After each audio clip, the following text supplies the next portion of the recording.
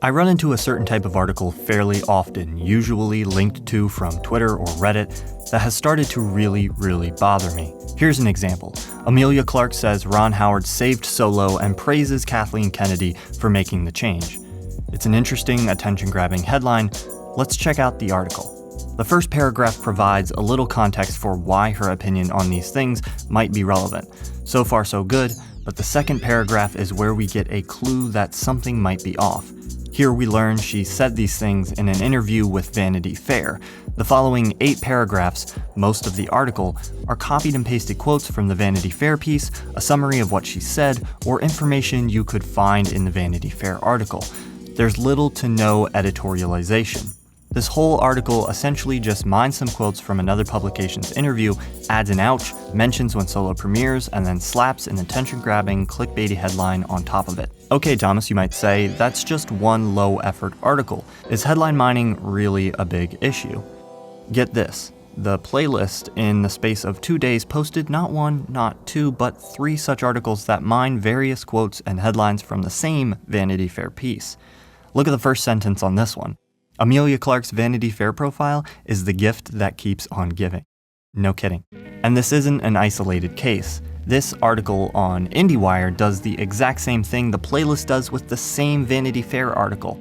The added value is little to none. These types of articles often frustrate me because as soon as I click on the link and realize this is just an article quoting another article, I immediately just want to read the original.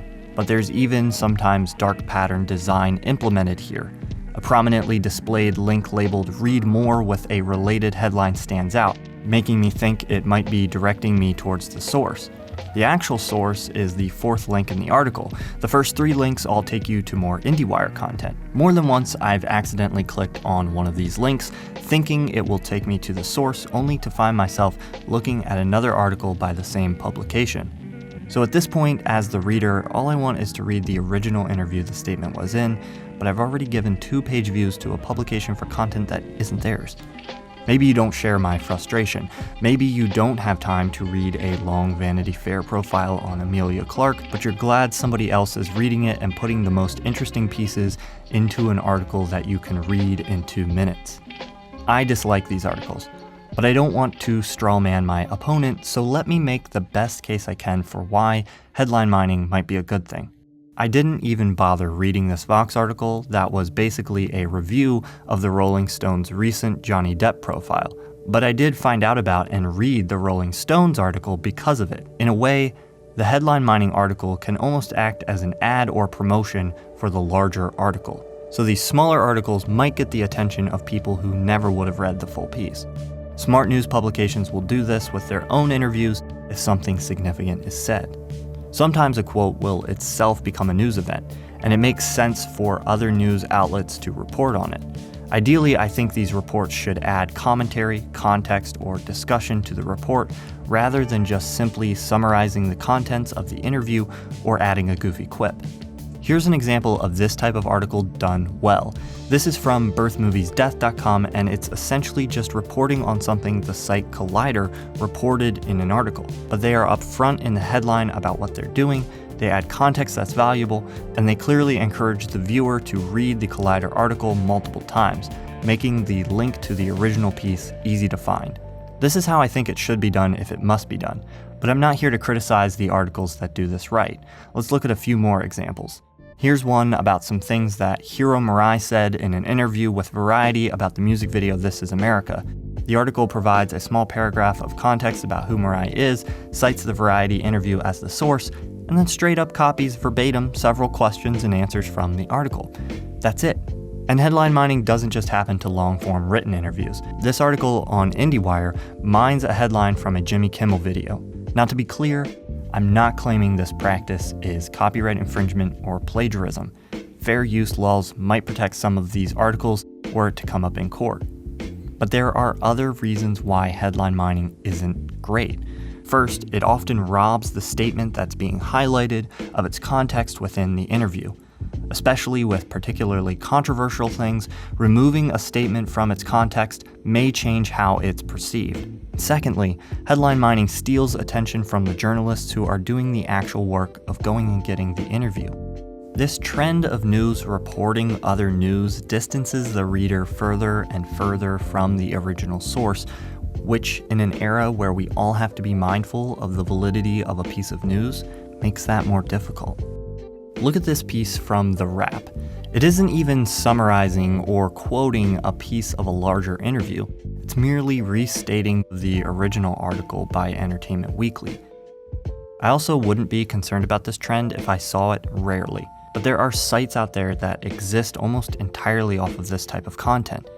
These articles work because turning a long-form interview, podcast, or video into a clickbait, easy-to-consume headline makes it more shareable on social media. There's no downside to publishers for using this practice. Even if you're frustrated by articles like this and choose to read the original source, once you click on a link that's shared, it doesn't matter to the site if you go on to read the original source or not. They already have you for what they want you for, a page view that they can serve ads onto. So if you're like me and don't like these articles, you can do a few things to help promote the hardworking journalists that are actually doing interviews and creating and reporting content. First, you can try to avoid sites that practice this regularly. Some sites are much worse offenders than others. But the best thing I think you can do is to not share these types of articles. If you want to share what someone said about something, share the quote and a link to the original article. Direct people's attention to the source, not a website leeching off the source for page views. Ultimately, I'm not saying sites shouldn't report on content from other sites, but when they do, they should be as upfront about it as possible, add additional commentary or context, and make it as easy as possible for the reader to find the original source. But what do you think? Is this a real problem, or just a mildly annoying trend? Or do you think this practice is actually beneficial in some way? Let's discuss it in the comments.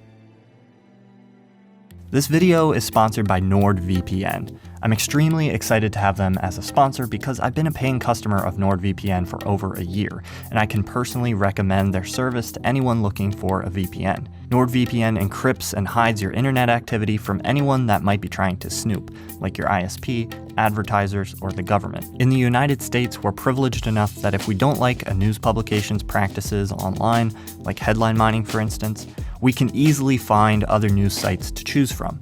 But in some countries like China, thanks to censorship, the choice of news is very limited, and residents have to use a VPN like NordVPN to access the free and open internet and uncensored news.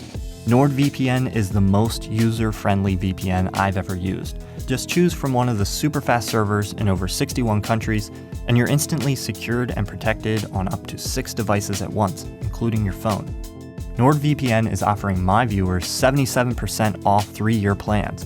Just go to nordvpn.com/ThomasFlight or click on the link in the description to sign up and start protecting yourself. That's nordvpn.com/ThomasFlight and use the code ThomasFlight at checkout to get started today.